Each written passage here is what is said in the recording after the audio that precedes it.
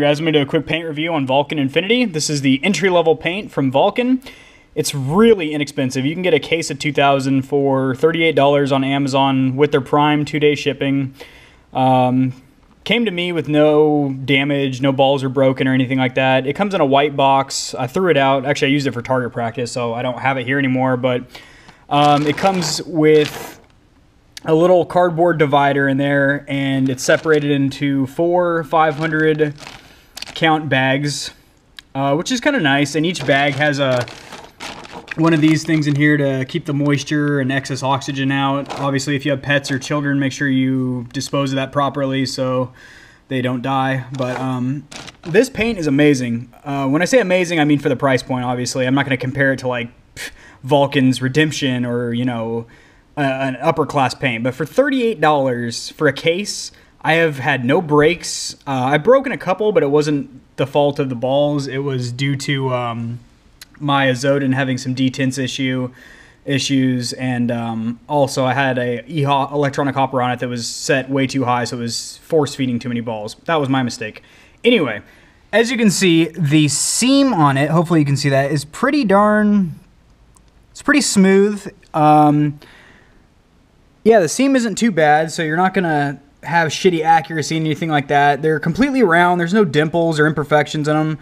I don't know if I just got a good batch, because this is my first and only case I've ever bought, but it's worked out fantastic for me. It's super accurate. I'll do a shooting video in a little bit. I'm about to do a drop test with these 6 balls here. I'm almost 90% sure that all 6 of them are going to break from, we'll do it from waist level, shoulder level, and overhead level. And hey buddy, nope, that's not for you. So I'm pretty sure they're all going to break. They're not like so brittle that they're going to break in a gun, because a lot of fields use these, so their shitty rental markers are shooting these. Obviously they want something that's thick for recreational use, for woods balls, so it can cut through brush and trees and shit like that. But it's also, I've hit several people with these and it's broken on contact. I haven't seen any bounces. I mean, obviously depending on their padding, you might get a couple bounces. That's not really the ball's fault. So it's not so brittle to where you're going to break in your marker, even for a shitty rental marker, like a JT or a Tippmann 98. Not saying that either of those are shitty markers, just saying they're rentals. So the seam's good. The shell, like I said, is pretty hard for recreational woods ball use, so it'll slice through a lot of, you know, brush and stuff like that. But once it hits your target, as long as you get them in the hopper, the mask, you know, even a t-shirt, sweatpants, you should be good, depending on what range you're at. So let's do a quick drop test. All right, so this is just from my straight out in front of me. All right, that one broke. And I'll show you the fill in just a moment. All right, that one bounced.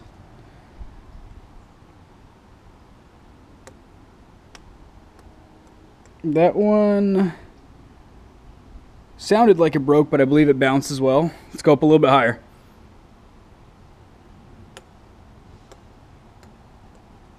Making me look bad, Valken. It also is pretty cold. That might have something to do with it.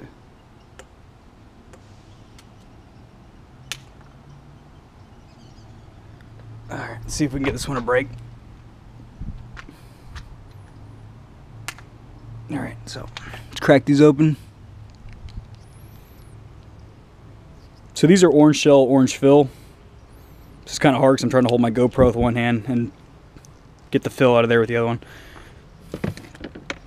All right, so the fill is pretty thick and creamy, so somebody's gonna have a hard time wiping that off. It's not particularly bright or vibrant, so it's not like the more expensive paints that are, you know, super bright and vibrant colors. It's kind of a muddy, dull orange. But hey, for $38, you can't really complain. As you see, it's really thick and, you know, syrupy. It's not very liquidy or watery, so that's good. That means it's gonna be hard to wipe off, not to mention, generally higher quality fills have this consistency to it. It's more oily and thick, so that is a good thing. So to sum up, Valken Infinity, $38. For the price, you really can't get a better paintball. I use it a lot for target shooting and whatnot. I use it a lot for accuracy and efficiency tests in the backyard. Only one of the 3 fields in the area actually use it as field paint, so I don't really get to gameplay with it that much, but I mean, I've played private matches with some friends and shot them with it, and it's broken properly, and haven't had any issues. I like the packaging with it. Like I said, it's broken into 4 500 count bags, each with a little moisture wicking pad in there. Came shipped from Amazon, no broken balls. Seam is pretty good. Yeah, the seam is pretty good. As you see, I got a few bounces there, but it is kind of cold outside. And I think 3 of them cracked, 3 of them bounced out of the 6 that I dropped for the drop test, so it's not bad at all. And if you're playing rec ball or woods ball, you kind of want a thicker shell that's going to be able to cut, not break, you know, from just going through some light brush and trees and stuff like that. You want it to actually break on your target. I would give it, let's go on a scale of 10. I'd give it, for the price point, let's give it a 8 out of 10. If we're talking all price points for paint, I would give it a 6 out of 10. So that's still pretty fucking good for $38. It's no Valken Redemption or anything like that, but it's, you know, it's their Infinity. It's their entry level.